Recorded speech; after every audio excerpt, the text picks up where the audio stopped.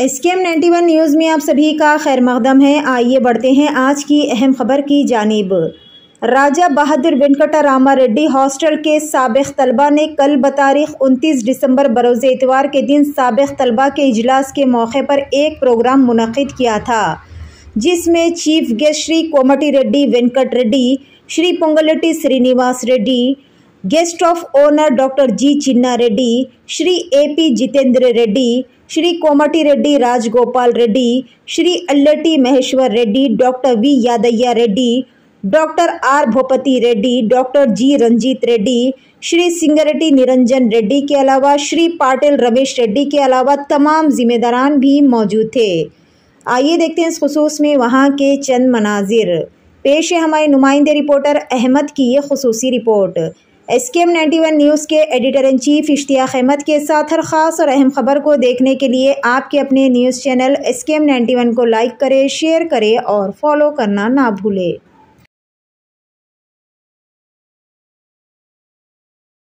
దాని తర్వాత నరేందర్ రెడ్డి గారు, జస్టిస్ రాజశేఖర్ రెడ్డి గారు, ఈ హాస్టల్ అధ్యక్షులు వెంకట రంగారెడ్డి గారు, మాజీ అధ్యక్షులు లక్ష్మీకాంత రెడ్డి గారు, RPR సొసైటీని కూడా కట్టించే విధంగా తప్పకుండా ముఖ్యమంత్రి గారితో మాట్లాడి త్వరలో దానికి సంబంధించిన శాంక్షన్లు ఇప్పిస్తారని, ఇక్కడ ఉన్న విద్యార్థులు ఎవరిని కూడా మీరెవరైనా చదువుకోవాలన్నా ఈరోజు 106 సంవత్సరాల తర్వాత కూడా వారిని మనం గుర్తు చేసుకుంటూ, ఒక వాస్తవంగా చెప్పాలంటే ఈరోజు ఇంతమంది అధినేత మహారాజులకి షెల్టర్ ఇచ్చి మనందరినీ కూడా తీర్చిదిద్దినటువంటి వారి ముందు చూపు ఒక భావి తరాలకి వారు పునాది చేసినట్టుగా నేను భావిస్తా ఉన్నాను.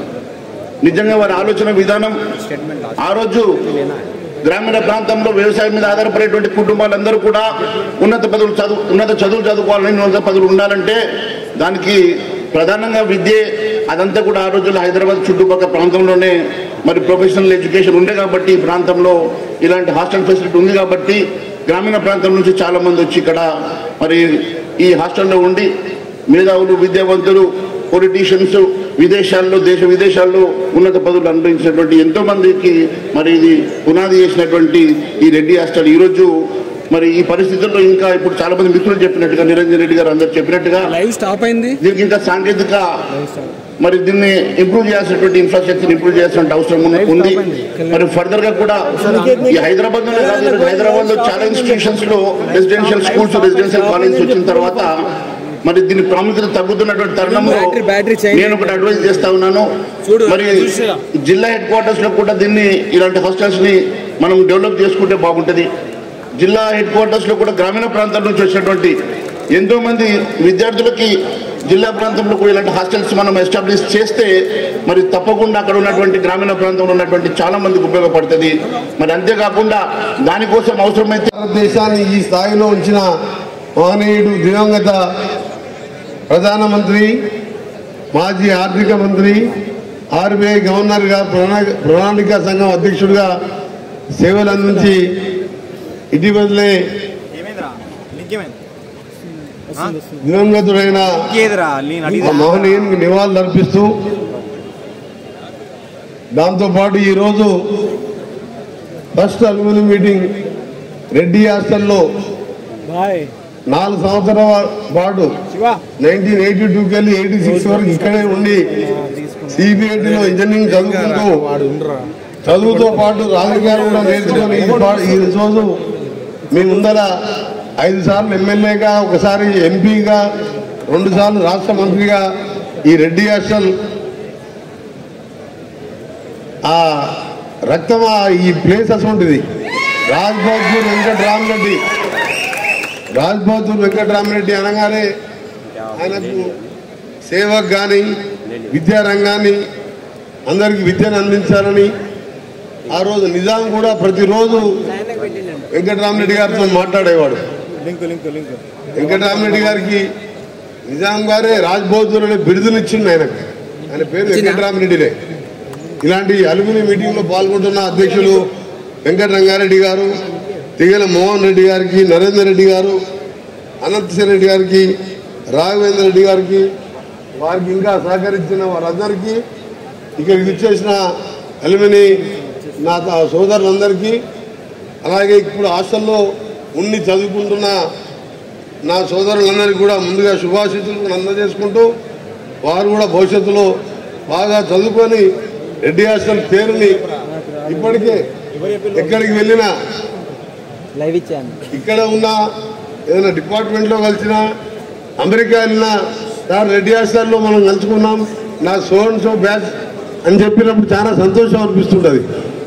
రెడ్డి హాస్టల్లో ఉన్న వాళ్ళు ఈరోజు చాలా ప్రముఖ స్థానాలలో డాక్టర్స్గా, ఇంజనీర్స్గా, వ్యాపారస్తులుగా, ఇప్పుడు మన కళ్ళ ముందరనే ఉన్న మన చిన్నన్న కానీ, అలాగే మన నిరంజన్ రెడ్డి గారు కానీ, మహేశ్వర్ రెడ్డి గారు కానీ, భూపతి రెడ్డి గారు కానీ, ఇంకా పటేల్ రమేష్ రెడ్డి గారు కానీ, మోహన్ రెడ్డి గారు కానీ చాలా మంది ఉన్నాం.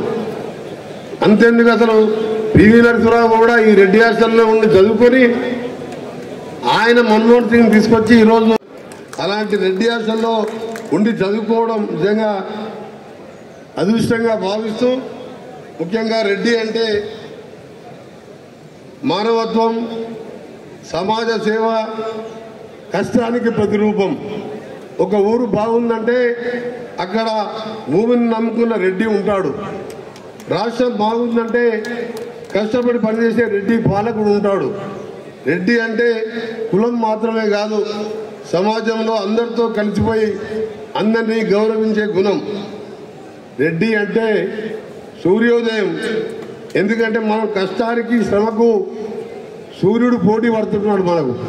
అలాంటి రెడ్డి జాతి ఈరోజు ఎంతోమంది కుల పదాలకు అతీతంగా అందరికి కూడా చేతనంత సహాయం చేస్తూ కష్టపడి, ఎంతోమంది మా రెడ్డి కులస్తులు కూడా చాలా పేదవాళ్ళు ఉన్నారు, కూలీనాళ్ళు చేసుకునేవి ఉన్నారు, భూమి లేని వాళ్ళు కూడా ఉన్నారు.